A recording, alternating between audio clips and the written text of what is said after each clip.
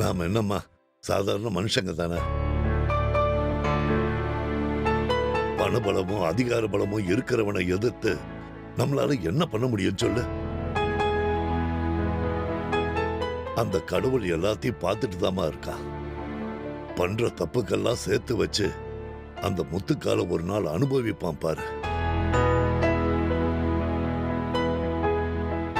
எப்படியோ இந்த பிரச்சனை எல்லாம் முடிஞ்சு கோயில் பணத்தை சீக்கிரமே கமிட்டி ஆளுங்க கிட்ட ஒப்படைச்சிடுவோன்னு இன்ஸ்பெக்டர் சொல்லியிருக்காரு.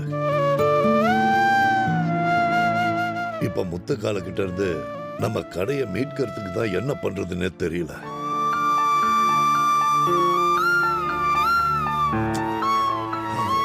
விதி விட்ட வழி என்ன நடக்குதுன்னு பாப்போம்.